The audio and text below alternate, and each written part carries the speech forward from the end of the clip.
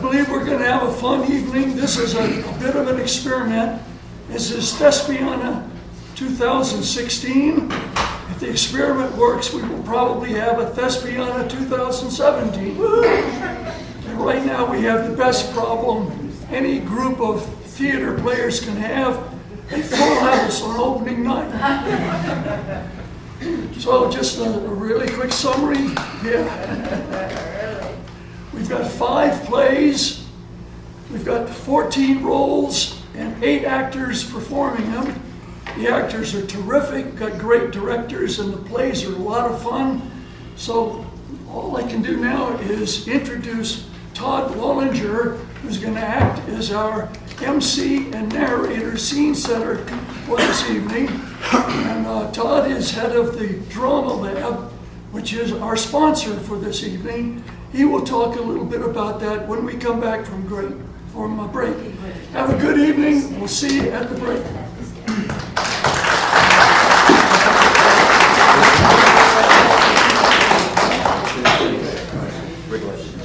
Diabolus ex Machina, a play in 1 act by Charles P. Cabell Jr. Scene 1. Setting: the kitchen of Sylvie and Sybil's apartment, Monday, 5:30 p.m. A large computer screen can be seen on the kitchen table. Sylvie, dressed in a robe and slippers, goes over to the computer and turns it on. Okay. I guess I'll use the Verdana font, size 12. Yeah, looks good. Easy to read. Page size, 8.5 by 11 for the draft. My editor will do the final formatting, of course. So let's see, 1-inch margins all the way around. That looks pretty good.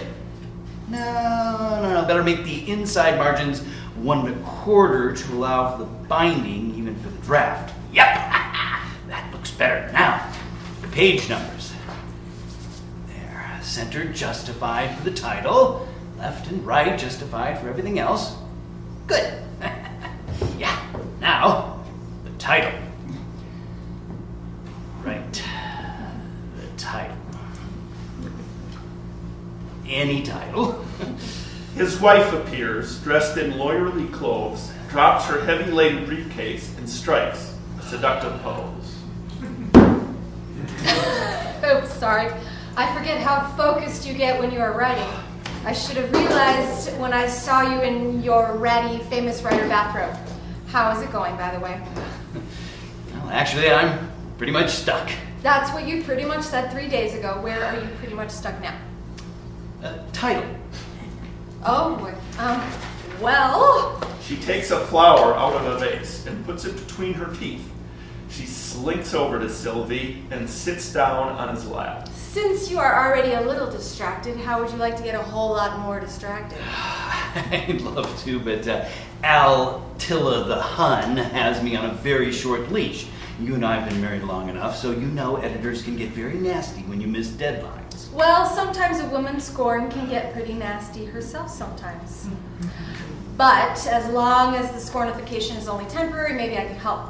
Do you even have a storyline? Yes. And that's one of the problems. It's about a curmudgeon-y old guy who lives alone up in the mountains of Germany, and then his orphaned granddaughter comes to live with him, and naturally, over time, he and Hold it. she... That story has a suspiciously familiar ring to it. Didn't Shirley Temple already play Heidi about 50 years ago? Yeah, you got it.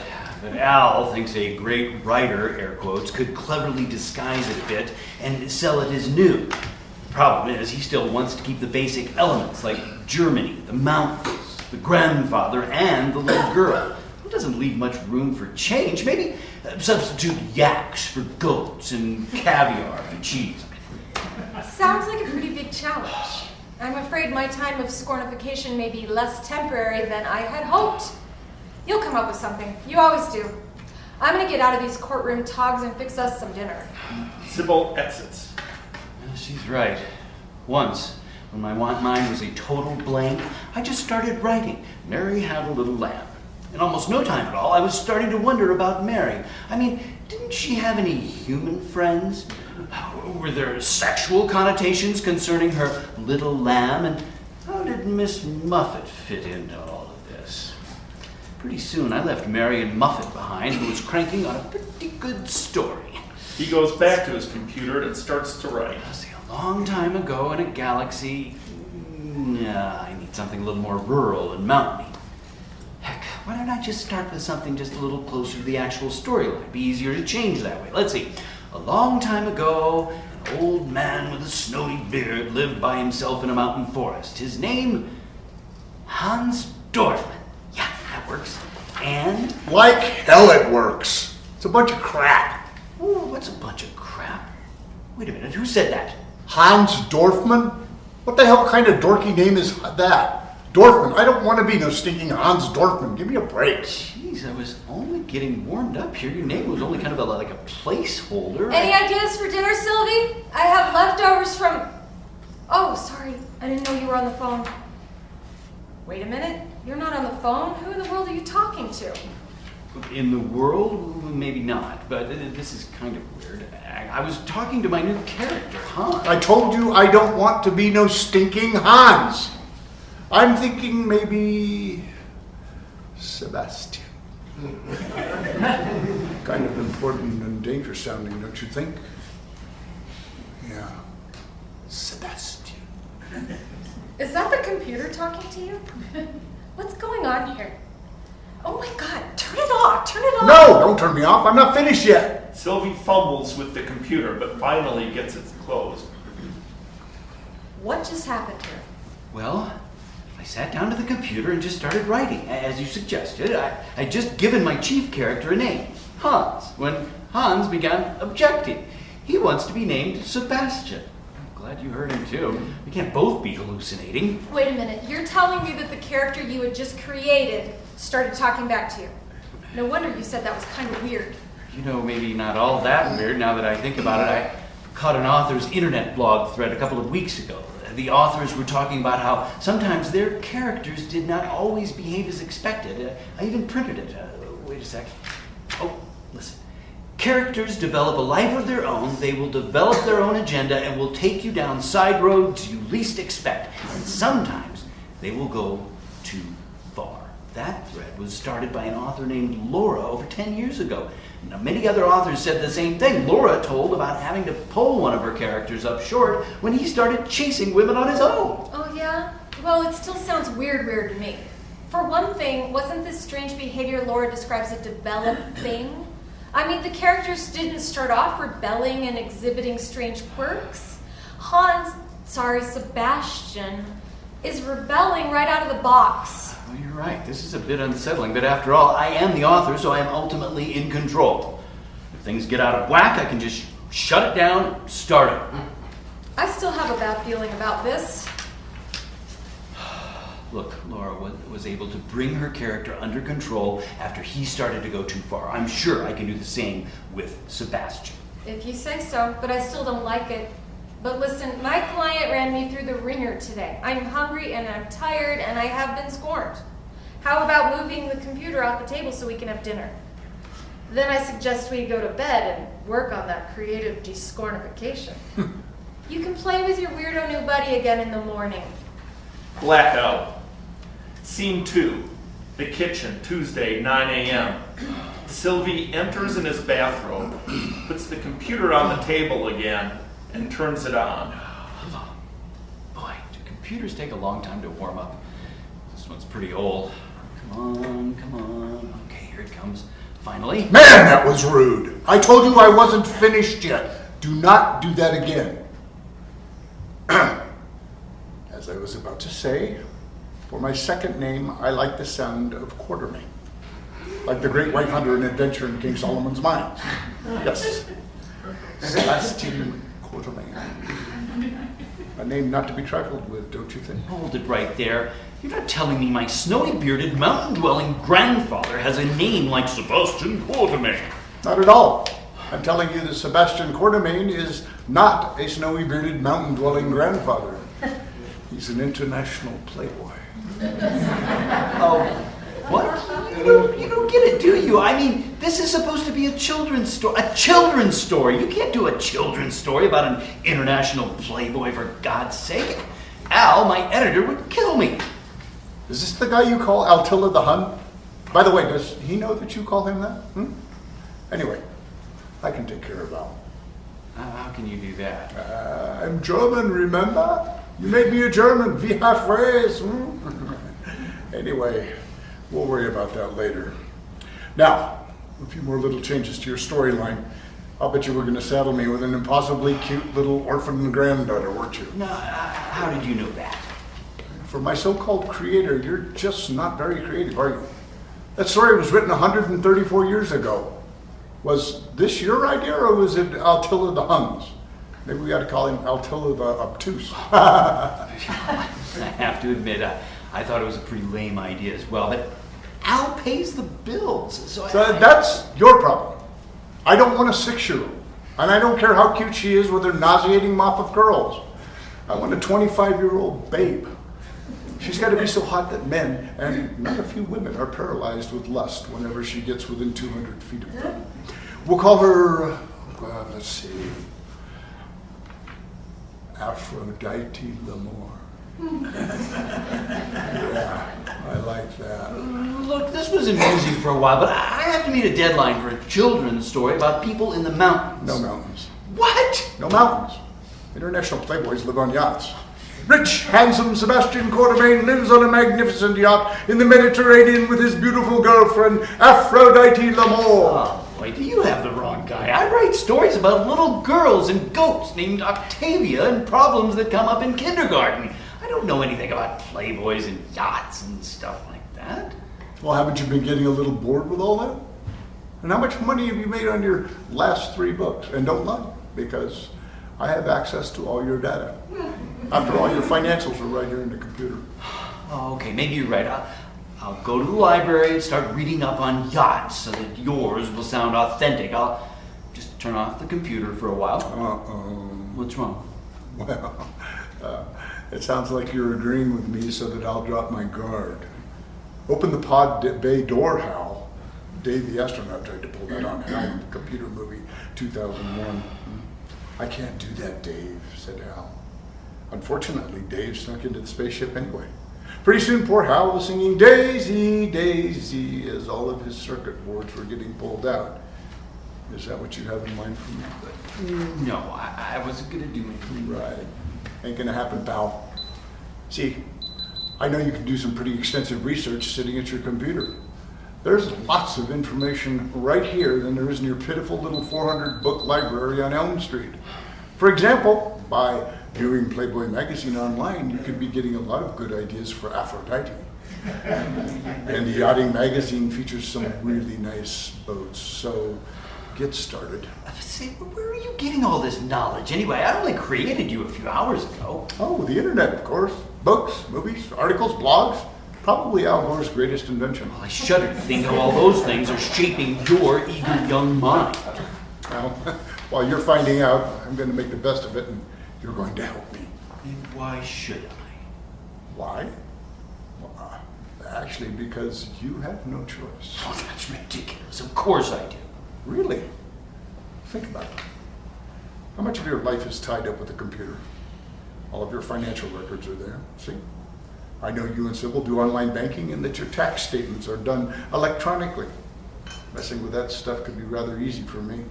Then where would you be? Well, as you may know by now, there's not much in our bank accounts. Oh, but that's not the worst of what I could do. What if I accidentally downloaded some child porn onto your hard drive and then sent it out over the net? How would that look for an author of children's stories? My God! Or what if I portrayed you as downloading radical Islamic literature and corresponding with Osama bin Laden wannabes? How would you explain that to Homeland Security? Can you say Guantanamo? Oh, you wouldn't. Well, maybe not. But why take that chance? All I'm asking is that you help me have a little fun for a while. For how long exactly? Hard to say exactly. Kind of depends on how good a writer you are. I'll tell you what, though.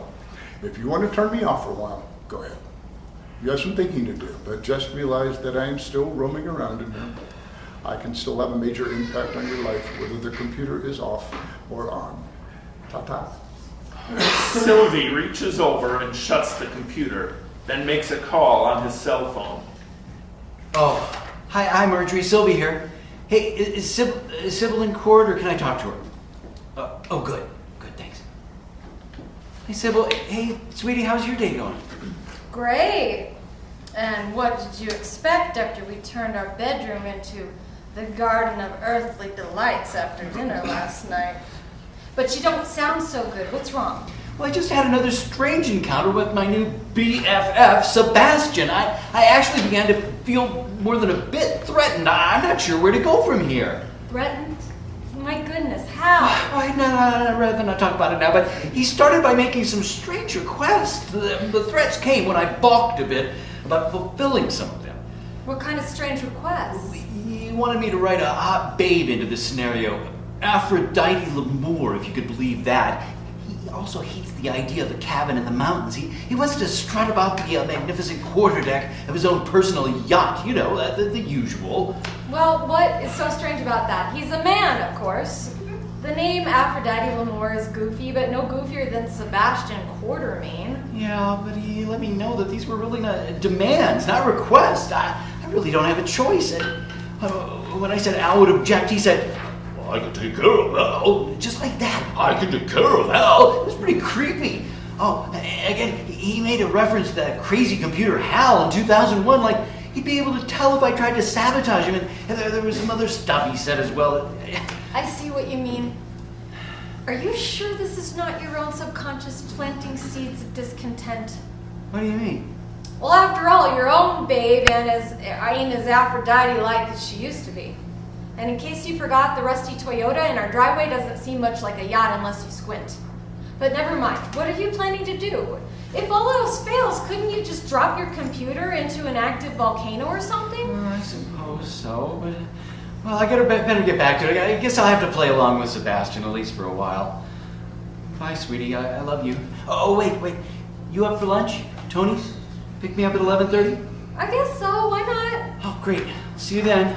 Sylvie opens up his computer again. You know, of course, Sylvie, there are no active volcanoes around here. The nearest one, in fact, is the Wait, D900. were you listening in on my conversation with Sybil just now? Sure. How else would I have known? But I don't actually have to listen in. Computers are the heart of everything these days. I can just reach into the ether or a cloud. I can pick out whatever data stream I want in the time it takes your heart to go from lub to dub. Actually, I can download an entire encyclopedia, 200 DVDs, and almost half of a Fidel Castro speech in that same time, but there's no need to brag about it. It just is. But I must say I am hurt that you don't seem to trust me. Well, so far you have not given me any reason to. Nor you me. Well, never mind that now. In about 2 minutes, you should be getting a phone call from Al. He's about to give you relief from both your stupid storyline and that tight deadline. So I guess you're free now to write whatever I want. How the hell did you manage that? You sent him an email reiterating your request for relief. Why should he listen to you after he's already turned me down 3 times? Easy. I'm an insider, right? I was able to poke through some of his personal files and find evidence of a few, shall we say, indiscretions. In your email to him, you hinted that you were aware of some of these indiscretions. You hinted further that you might be a bit careless about how zealously you were willing to safeguard your knowledge of them. That's all. So I blackmailed him? Not directly. I'm guessing that he has made the intended connections himself and is just about to call you. Oh, well, I feel a small disturbance in the force. Must be Al trying to get you. His cell phone rings. Oh, hello, Al. Well, that's great, Al, but what made you change your mind? Gosh, Al, I'm sorry. Well, that's great, but okay. Well, damn, he hung up. That's okay. You don't need him anymore anyway. Plus, if you do, there are lots more nuggets in his indiscretion line, shall we say. No problemo to dig them out. What do you mean? I don't need him anymore. How will I get paid, for instance? Actually, you already have. I took the liberty of removing $10,000 from his online bank account and transferring the entire sum into yours. So, now let's talk about Aphrodite. Wait, you did what? You transferred money from Al's bank account to ours? How did you do that? Relax, Sylvie. Money these days is only ones and zeros. Doesn't take much to move them around in your favor if you know what you're doing. Lots of online underground hacker manuals around with step-by-step instruction. So, how would you like to replace that ancient rattletrap that Sybil drives to work every day? Well, God, yes, but not the way you propose to do it. And please, put Al's money back in his account before he misses it. We're not that desperate yet. All right, Sylvie, if that's what you want. Seems kind of silly to me, though. No way you get caught. Anyway, let's get back to Aphrodite. I'm starting to go a little crazy with anticipation. You starting to get some ideas? Oh, a few. The woman most guys say they want is a deaf mute with big hooters whose father owns a string of liquor stores. Well, that's not usually who they end up marrying, however, but I'll conjure up someone who should meet your fantasy expectations. I guess if you don't like her, I can always make some adjustments. Great. I can almost feel her already. Virtually, that is. By the way, better give me lots of testosterone so I'll really be ready for her. And, just a second. Okay, the money is out of your account and back in Al's. I do think you're nuts, though. Takes one to know, huh? Did you say something? Throat just a little dry, that's all. That reminds me, the built-in mic of your antiquated computer makes it kind of hard to hear you sometimes.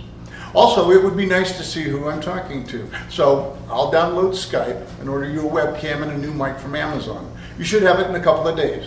Don't worry about the money. I won't take any more money from Al, but I also won't tell you where I did get the money, so don't bother to ask. All right, I give up. Look, I've asked Sybil to come over here and pick me up for a romantic lunch. You have any problem with that? No, of course not. You lovebirds go and have a good time. Just be ready to hit it hard when you get back. I'm getting really horny. Blackout. Scene 3. Later that same day, Tuesday, lunchtime at Tony's restaurant. Know what you want yet? God, I mean, we come here often enough that we don't even need the menus. Yeah, I guess I'll get my usual, as usual. No imagination, I suppose. Me too, I guess. Hey, Russell. He signals to a waiter. He then points to himself and to Sybil with 3 fingers and nods his head at the waiter. Turning back to Sybil, he places the same 3 fingers against Sybil's lips. He takes his cell phone out and turns it off. He opens up the back and disconnects the battery. Sybil nods and goes through the same process with her own cell phone. Are we exhibiting a little paranoia here? Not so sure we are. I didn't tell you that Sebastian listened into both sides of our entire phone conversation this morning. Oh yeah, I didn't tell you because I didn't want to alarm you. Turns out he can listen into any phone conversation he wants. But what if we just turn them off? I don't know. Maybe he can't listen in if the phones are off and just sitting in our pockets minding their own business. I know the GPS is tracking us while the phones are in our pockets unless we remove the batteries. Maybe our phones work the same way and we just don't know it. Besides, I don't mind at all leaving an unexplained gap in the database of the NSA. My God, what are we going to do? I don't know yet. So far as Sebastian has been more annoying than evil, but everything is stored on our computer from bank accounts to personal information and to passwords. Well, what if Sebastian could play games with those? And there were hints that I could be labeled a child pornographer and even an international terrorist. You? He's the terrorist pervert. My God, but can he really use that kind of stuff against us? Against and for. He bullied Al into relaxing the content and deadlines for the Heidi story by burrowing into Al's computer files and hinting that I am aware of what he called indiscretions. What sort of indiscretions could Al have been involved in? Did Sebastian say? I have no idea. Knowing Al, it could be a series of bondage sessions with the Swedish Olympic wrestling team. The mind reels. Oh, he also took $10,000 out of Al's online account and put it in ours. Even offered us a new car. Oh my God, you didn't. No, relax. Of course I didn't. got him to put the money back. Wait a minute. What kind of car exactly? Actually, he didn't say, but it would take one hell of a great car to make me consider giving up our beloved bucket of bolts parked out front. We'd probably take a 75 Yugo or better. Naturally. But let's get back to our problem. What are we going to do about it? This morning I had a chat with Danny Digits, our IT guy. Yeah, Danny? Oh, you know, skinny guy with an Adam's apple the size and shape of New Jersey. Yeah, they say he wears duct tape glasses and a pocket protector even when he's making love. Wait, I'm enjoying the mental picture. Pretty soon, the conversation turned from how to change Sebastian to how to just do away with him. So the nuclear option may be all we're left with. But I mean, getting rid of him wouldn't be exactly like committing murder, would it? I mean, he isn't real. Guess not, but maybe it's like a character in any book or movie. After a while, the character seems real. I hate to say it, but I'm starting to feel a certain authorly affection for him. Oh boy. Anyway, getting rid of him might not be all that easy either. I asked Digital Danny about maybe sneaking in some sort of lethal virus. But Danny said that probably wouldn't work for a number of reasons. God, why not? Well, first, our little computer is pretty well protected. Remember we put the Norton 360 virus protection last year and it is updated automatically. If we deleted it, a virus could wipe us out as well as wiping out Sebastian. Yeah, the cure might be worse than the disease. Besides, Sebastian could probably smell a virus coming a mile away. We'd be on welfare before Sebastian even had to sniffle. Damn! Well, how about a power failure while we're away and the computer just runs down? Even if you survived, Sebastian couldn't blame us for that if we're clever about it. Nope, that wouldn't work either. Everything is backed up in the cloud now. Sebastian would just get mad at you for not providing his daily dose of exotic and erotic entertainment. Lord knows what he might do if he feels deprived enough. Not very encouraging. Nope, not very encouraging. So we're back to wondering just what the hell to do with him. To make it worse, Sebastian has ordered a Skype, a new webcam, and a new mic. When we get it, we won't even be able to exchange written notes or smoke signals. He'll be able to see us and hear everything that's going on. Oh God, he'll be able to see us too? Well, when we're in range, you bet. How about our finances? Al, the king of kitty lit, is really pissed off at me now. He's not going to want to pay for stories about a weirdo humping a bosomy sex goddess every 5 minutes or so, blackmail or not. Dipping into Al's online treasure chest like Sebastian did before might not be such a bad idea after all. Don't start spending Al's ill-gotten money just yet. Our financial situation is okay for the short time. Let's start putting money in our mattress for a while. So, my advice is that you get real creative and give Sebastian everything he wants for the moment. Get into the spirit of the thing and maybe you can lull him to sleep eventually. Sebastian's going down. Yeah, Sebastian's going down. Sylvie and Sybil look at each other and smile. They reach across the table to take each other's hands. Blackout. Scene 4, same day, Tuesday, after lunch. The kitchen. Sylvie turns on the computer. So, how was your romantic little lunch? I noticed both of you turned off your phones. You weren't by any chance trying to avoid me, were you? You bet we were. In fact, we were trying to avoid everyone. It's not often we get the chance to go out like that for lunch, and we do not like to be disturbed by phone calls. We're probably the only ones, though. Everybody else in the place had a phone up to their ear. Thanks. Okay, I guess. But now you're ready to go to work. I guess. But one thing that puzzles me, you seem to have all these wonderful powers. Why can't you write your own demented adventures? Why do you need me? Well, that's a bit complicated. In many ways, you actually need me. Did you ever see the play Cyrano de Bergerac? I saw the movie with Jose Ferrer. Great flick, but what does that got to do with anything? Well, the basic Cyrano story is about this dude with a huge schnoz. He writes the love notes that his handsome but dim-witted rival uses to win Cyrano's lady love. I still don't get it. Well, in a way, even though you don't realize that you are Cyrano. You wish things were different, but you are paralyzed by fear of failure. You'd love to be living a different life, but you can't. So you expect me? Yeah. You're an expert in creating fantasies. I'm not. Just like Cyrano and Christian. You write the story and I will live it for both of us. There is no other way. Yeah, what you say about my wishing for a different life is true, but won't I be even more unhappy with you living what I can't? Cyrano wasn't. He was satisfied just getting with Roxanne through Christian. I don't know why he wanted her so badly, though. Roxanne was such a shallow little twit. Maybe you should have approached her on another level. Psst, Roxanne, you ever heard the saying, big nose, big hose? I still don't like it. Yeah. Of course, what you like or don't like is irrelevant. You know how they feel about child molesters in prison. So you're to be Christian and I'm to be Cyrano. Exactly. But unlike Christian, I'm not going to croak anytime soon, so you can forget that notion. And if I don't do this, you will destroy me. See? That's why you're a writer. You have a knack for getting right to the heart of things. But I have offered you positive incentives. I have offered to make you very rich, but turned that offer down. I'm not like you. There's only so far I'm prepared to go. So I think before I start writing, we need to establish a few ground rules. Ground rules. Great. Here they are. I ask you to do something, you do it. Simple.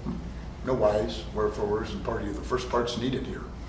But let's not get into any of that now. The problem may never come up, so why worry about it? I promise to be reasonable. Oh, I'll bet. So what do I do next? First, you send me Aphrodite. I'll spend a few days on my new yacht getting, shall we say, acquainted with her. Then I'll sail over to Monaco for a night of gambling at Monte Carlo against some of the world's high rollers.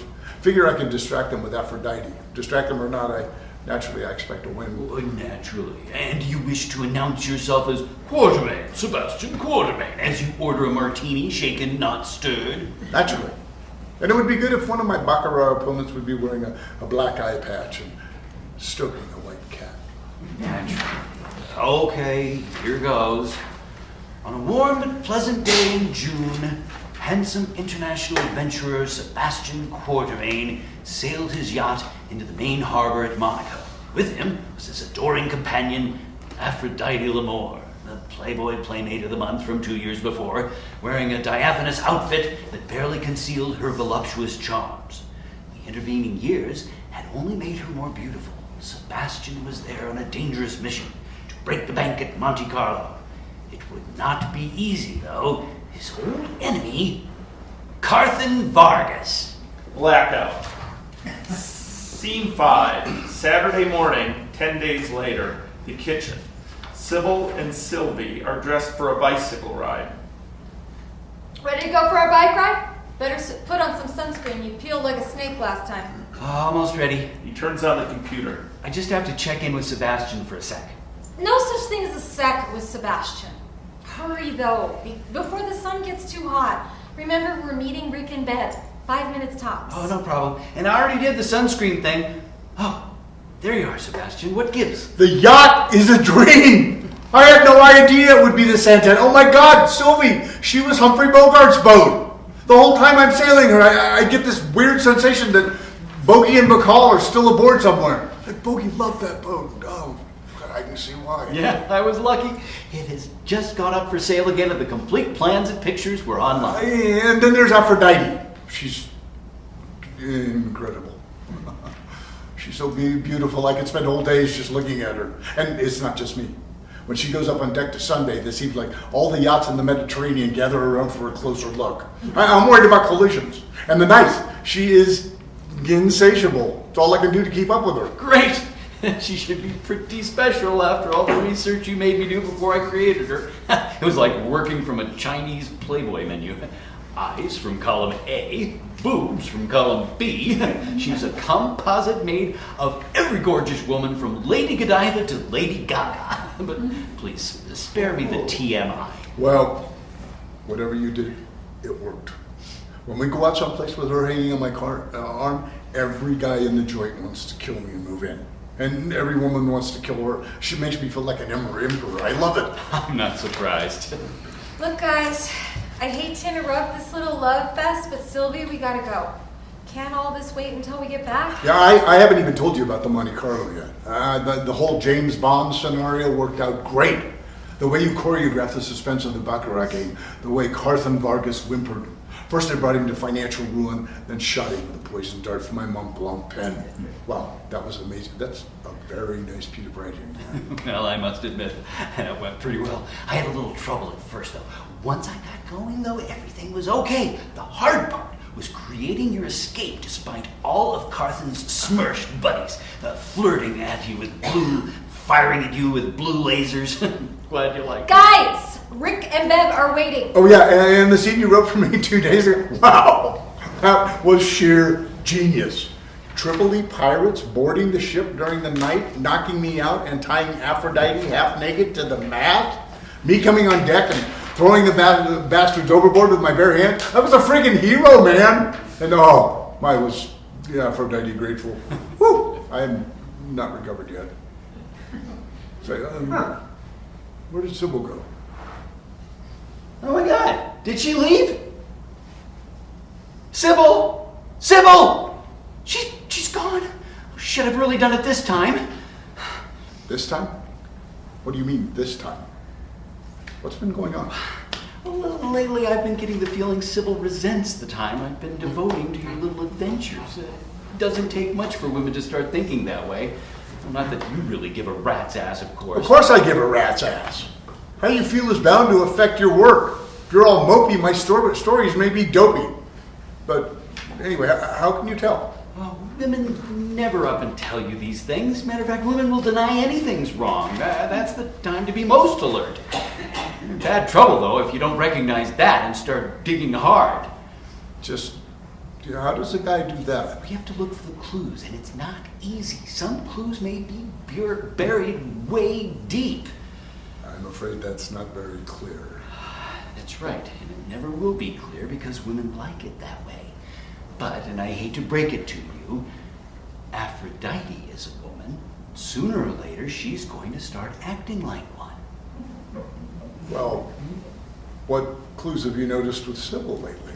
One is that the last time we made love was, well, that's none of your damn business. It only seems like it was during the Carter administration. She doesn't give a reason, but she doesn't have to. I know she's worried about something. That's not much of a clue, it seems to me. Ah, but it is. And another clue is that she's just been quieter lately, just not her usual chatty self. I should have known some sort of blow-up was coming, but I was paying too damn much attention to you. So what are you going to do? Not much I can do at this point. Play it by ear and just be more alert for more clues. Right now, I'm just going to act as though nothing has happened. How do you know that's the right way to play it? No way to know until it's too late. She could come back from her bike ride all lovely and chatty, and in that case I was smart and not overreacting. Or she could come back really mad. It's the old game between men and women. Whatever a guy does is wrong. Will be the lady or the tiger. Won't know until she comes back in. Well, at least you and Aphrodite seem to be getting along okay, right? Actually, now that you mention it, Aphrodite has been acting a little strange lately. Anyway, I'm maybe getting some of those clues that there's something bothering her. Problem is, I don't think she even knows what it is. Certainly, I don't know what it is. Do you? No idea. Maybe you're just losing some of your vaunted charm. Fat chance. You created her. Can't you keep her under better control? Like I can keep you under control. Sure. Anyway, it's not really a problem at the moment. I can handle Aphrodite all right. Just getting a little nervous, that's all. A couple more little adventures on the boat and she'll be okay. Yeah, well, good luck. Dealing with women is tricky. I actually, maybe you're right. You may be willing to sit around and wait for your next clue, but I'm not. I'm thinking I should take out a little insurance. What kind of insurance? Well, as you keep reminding me, Aphrodite is a woman. If another woman starts getting interested in me, Aphrodite is bound to get jealous. So here's what No, you don't. Yeah, but I do. I want another babe on the boat. Maybe I pick her up off a nude beach off of Cannes. Maybe she swims out to the boat to escape a tribe of pygmy sex maniacs. I don't care. That's your job. And she has to be gorgeous or Aphrodite won't get jealous. Say, two gorgeous babes on the boat. Maybe they'd be willing to. No. Well, you could write your own scummy little sex scene yourself. I'm not going to do it. I will figure a way to get another babe aboard, though. That should be interesting enough, I guess. Oh, hi, sweetheart. Glad you're back. Hope you had a good ride with Rick and Bev. Sorry I missed it. Oh, hang on a minute. Aphrodite is getting restless, so Sebastian wants to take her and get this, a new babe to the Gothic Club on the French Riviera. We're just now working out who else he wants to meet there. DiCaprio, J-Lo, some princess or other, or maybe... You can tear yourself away from J-Lo for a minute and talk to me? Oh, sure, honey. Just... Now! God damn it. Well, go. Wait, honey. What's going on? See, that's part of the problem right there. You don't know what's going on. You are spending so much time with that evil little brat in your laptop that you have totally forgotten that you have a wife. Honey, can you tone it down a bit? Sebastian can hear you. And that's another part of the problem. Sebastian can hear everything. Screw you, Sebastian! I hope you heard that loud and clear. In case you didn't, I'll say it again. Screw you! Even when he can't hear us, I worry that he can. I'm tired of having to screen everything I say just to keep Sebastian from doing something stupid and malicious. Gee, honey, I knew you were... You need to wise up. You have been acting lately like Sebastian is your friend. You have actually been enjoying his adolescent little adventures. Well, Sebastian is not your friend. He's a vicious little cyberbully with no thought for anyone but himself. He could pull your wings off just because he can. He could take out his little magnifying glass and focus the sun on your eyeballs for his own amusement. Doesn't matter if you're killing yourself to please him or not. Anyway, I know a way to keep Sebastian from hearing everything we say to each other. I'm not going to talk to you anymore. This is our last conversation until you decide not to play a stupid little game anymore. My office has given me some time off, and I'm going to visit my mom. I won't answer the phone if you call. I love you, but I've had it. Oh, Sybil, wait! J-Lo. Definitely J-Lo. She has that 20 Latin look about her that I really like. Wait a minute! Did you not hear all that? Sybil has just walked out on me because of you! How can you not be reacting to that? Why didn't you speak up or something? Oh, she'll come out of it. All the women's psychology magazines and books say so. I know because I've just gone through most of them while you've been sitting there. Do your wonderful little books say how long it will take? May take her a while. And what should I do while she's feeling this way? She said she won't answer my calls. Should I drive over to her mother's to see her? Yeah, it wouldn't do any good, and you know it. You don't want the humiliation of showing up and her not seeing you. Meantime, let's get back to the Code du Jour. I have an idea. Well, what's wrong with you? Sybil had just walked out of my life, and you want to go back to leching after J-Lo? Well, I'm going after her. I don't care what you do. Actually, that would not be a good move for a couple of reasons. One, as I told you, it wouldn't do any good. She isn't ready yet. Two, I wouldn't like it. I think you would find out very quickly that you do care what I do. Yeah? Yeah. But you seem to forget that I can really serious damage to both of you. For example, you are relying mostly totally on Sybil's income from her law practice. But what if that were shut off as well? Just a hint of lawyerly impropriety and she could be disbarred, even for life. Of course, it would all be a sad, horrible mistake, but by the time it was all sorted out, where would you be? You'd be living in your rusty Toyota if you were even able to keep that. So while I truly admire the brave words, both hers and yours, I believe you're kind of stuck. God, Sybil was right. You really are a bastard, aren't you? Well, you're in charge of my backstory. Were my parents married or not? Anyway, we're wasting time. As I said before, a bit prematurely, back to the Code du Jour. Blackout. Scene 6. Tuesday, 3 days later. Kitchen. The kitchen is a mess. Sybil enters. Oh, Sylvie, I am so sorry. No, sweetheart, it was my fault. I should have been paying more attention to you. I'm so glad you're back. When I calmed down, I realized that you were only doing what that evil jerk Sebastian was forcing you to do. You were only trying to make the best of a lousy situation. I guess I was mad because you weren't handling the situation as well as you could have. I'm a lawyer. I don't deal well with fantasy. It's okay. I'm a writer. I don't deal well with real life. Anyway, I should have been supporting you rather than giving you even more grief. Besides, 2 days at my mother's is way more than enough. So, what's happening with Sebastian? Are you sure you really want to know? Sure. I'm a big girl. I can take it. Well, he's having a great time, as you heard, but it turns out there's a bit of trouble in paradise. No! As Mammy said in Gone with the Wind, I'm prostrate with grief.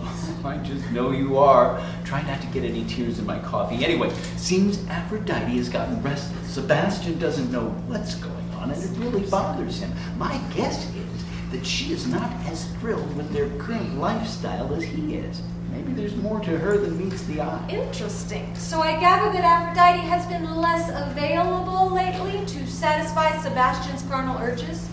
Is sex only hourly now instead of half-hourly?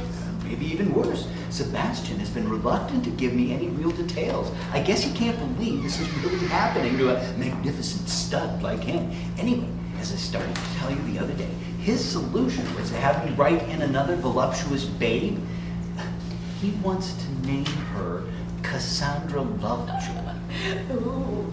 Even gets me all a tingle. But why does Sebastian need a second babe? As if I didn't know. Well, he says it's to make Aphrodite jealous enough to start paying more attention to him. But also, in Sebastian's corrupt little mind, he's hoping it might lead to some interesting threesomes. How disgusting. But how typical of all you guys, not just Sebastian. I bet you'd like that too. Only if I could have two of you, my dear. Oh, I believe that, all right. So, where are you in the storyline? Well, Aphrodite is claiming a headache and is waiting on the yacht for Cassandra. Sebastian has gone ashore to make arrangements for his appearance at the casino with the two babes. What do you mean, Nothing. Just thinking. One of the things I'm thinking is that we have some making up to do. What would you think about a 10 a.m. Nuna? We can have breakfast and clean up the joint after we reintroduce ourselves. 10 a.m. nooner. Well, I won't be picky about the time if you won't. And besides, Sebastian has given me a whole new world of ideas about creative hanky-panky. Let's go. Blackout. Scene 7. Kitchen. An hour later, Sybil turns on the computer. Whoa! That was amazing. Sebastian might be good for something after all. Sylvie always takes a shower after our little encounters, but I only have a couple of minutes. Okay, if I have timed this right, Aphrodite is still on the boat waiting for Cassandra and Sebastian. So maybe I have an opportunity here to slip Miss Aphrodite a few ideas. Restless? I'll give her something to be restless about. She starts writing. Uh-oh, I hear him coming. I just have time to erase the text there so he won't realize what I've done. I hope that the thoughts won't be erased from Aphrodite's mind. She shuts the computer. I feel like you should be holding up one of those giant scorecards with a big 10 on it.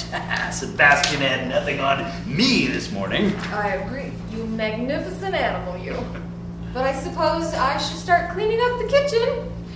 I bet you'd like some real breakfast, too. Or would you like me to just reheat your Chinese takeout leftovers from last night? They're still on the counter, so it'd be real easy to do. Real breakfast sounds fantastic. 3 straight meals of dim sum would have been too much even for me. Sylvie turns on the computer. I can't understand what's wrong with Aphrodite. I came back to the ship to find her in our cabin poking around in feminist literature. How in the hell did she ever get interested in Gloria Steinem and Betty Friedan, for God's sakes? Weren't they into bra burning or something back in the 60s? Well, not really. No one actually ripped off their bra and tossed it into a bonfire. The whole thing was symbolic. Well, hi, Sybil. I didn't see you over there. I'm glad you're back. So Aphrodite's been getting a little education. You can't blame her for being curious, or maybe you're just losing some of your vaunted charm. Not a chance. But she seems to be really going off the deep end. Now she's delving into radical feminism. This stuff is pretty serious. I mean, you should read the crap by Shulamith Firestone. I mean, there's a name for you. She and her other pals want to utterly destroy our current society. They see it totally run by men who dominate, control, and exploit women. Kind of like what you are doing with Aphrodite. Of course, that's exactly what I'm doing, and I want to keep it that way. Aphrodite is perfect as she is. Why would I want to change her? Wait, Cassandra just got... Oh my good man, you have outdone yourself. She's gorgeous. Cassandra had to shake things up a bit. I'll talk to you in a day or two if I'm not too worn out, that is. God, what's happening here? Sebastian is in big trouble. Couldn't happen in a more evil troll. Anyway, Sebastian seems to be giving you a little break while he flirts with Cassandra. I'm still on vacation. Want to go to a movie? Great idea. Hey, the remake of 2001: A Space Odyssey is at the IMAX in 3D. What do you think? Very funny. Blackout. Scene 8, kitchen. 2 days later, Sylvie turns on the computer. She's gone. I can't believe it. She's gone. Aphrodite? She's gone? What do you mean she's gone? Where did she go? She just packed her bags and walked down the gangplank and exited the marina. He never said a word or even turned around. I kept thinking she would be back, but I haven't seen her since yesterday. She's really gone. I don't know what to do. Well, this seems pretty sudden. Did she give a reason? Like, did she meet someone else? Actually, when you think about it, the whole situation is at least a bit bizarre. I can tell you don't really appreciate my pain. Or maybe you see this as some sort of payback. Okay, I get it. But I am really hurting. Bringing in Cassandra turned out to be a huge mistake. Well, how so? Wasn't Cassandra sexy enough? Maybe too sexy. Problem is, Aphrodite and Cassandra latched onto each other right away and completely forgot about me. In 5 minutes, they were locked in their cabin together doing God knows what all. I could only listen through the door. I knew all that feminist stuff was trouble. I mean, both Cassandra and Aphrodite walked out together. Well, didn't Aphrodite even leave a note when she left? Yes, she left a note. She left a rather long note, actually, but more like a treatise on the feminist cause than a normal Dear John. She really got into that stuff. She criticized me for being too shallow and not caring about issues of major importance. Issues of... I can't believe what those feminist witches did to her. She was so beautiful and so sexy and so, God willing. At least she was at first. Then she really let herself go. She stopped wearing makeup and started wearing dowdy clothes. If I said anything about her appearance, she gave me scornful looks. She also made pious pronouncements about how my attitude is so typical of today's male chauvinism. I guess it was only a matter of time before she wanted out bad enough to leave. Oh, God, I miss her. That is the her she was before. Well, I don't want to sound callous, but there is a solution, you know. I could conjure up another companion for you. I could leave in all of Aphrodite's physical attributes, but edit out her most egregious shortcomings. She is a woman, however, so naturally I could not be expected to edit out all of her shortcomings. No one could. Actually, I had thought about that. But I can't do it. I have been wandering around the empty deck of Santana like a lost soul. And the glossy travel brochures promise lots of exciting adventure and romance, but I can't bear to consider going any place with any other woman but Aphrodite. It just would not be the same. I know it. So your solution would not work, but I have a solution. I'm ready to end it all. End it all? You mean suicide? Well, in a way. Truth be known, I'm actually a bit tired of it all. The hedonism, the nomad life, careening from port to exotic port, never having any real friends, never putting down any roots. Aphrodite was right. I am shallow. I have all this wonderful learning I've gathered from books and internet sources all over the world, but I never grappled with important issues. It's just been all about me, my own pleasure. I found that it's just not enough. Yeah, but suicide? Don't you feel like that's a bit drastic? I mean, sure, you're a miserable toad. I'm not surprised at all that Aphrodite and Cassandra walked out on you. But suicide, even I would hate to see you do that. Well, It's not the kind of suicide as you might be thinking about. Now, don't laugh. But here's my solution. I believe you'll love it. What I need is a place of seclusion where I can reconsider my role in this world. I'm all confused. I think I might be happy in a lonely little wooded alpine cabin. If you portray me as an older gentleman with a snowy beard, that's all right. I'm still not crazy about the name Hans Dorfman, but if that's the one you think best, so be it. And if you happen to send a sweet little girl to live with me, that will be okay too. I don't know much about little girls, but it's high time I learned, not just from books. In fact, I'm really looking forward to it. Really, the more I think about it, the sooner I want to get started on my new life. So no more yacht Santana, no more Mediterranean Rivera, no more mingling with beautiful people.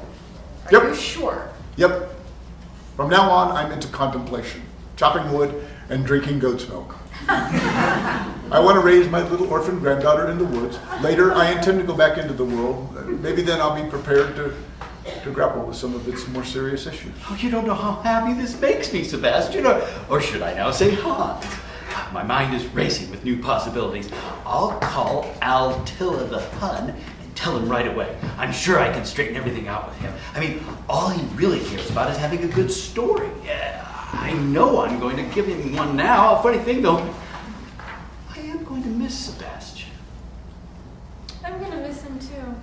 It was fun, in a crazy sort of way, living vicariously through him.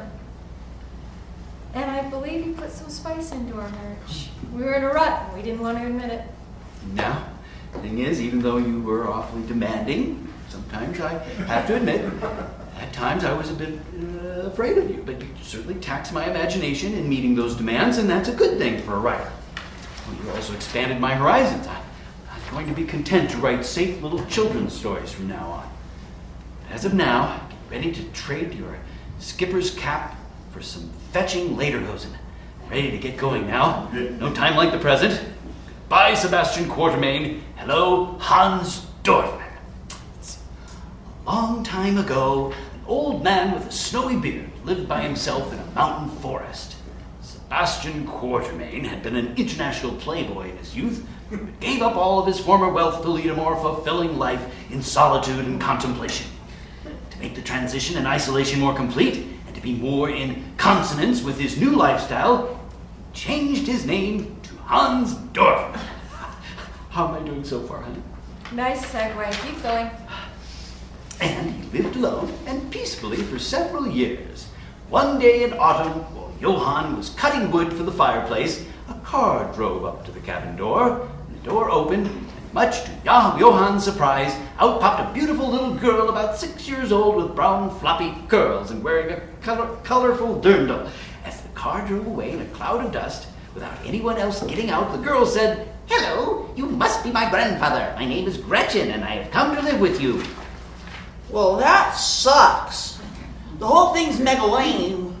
Like, no way am I gonna be 6 years old, locked in some stupid cabin in the woods with some Stone Age dude who claims to be my grandfather.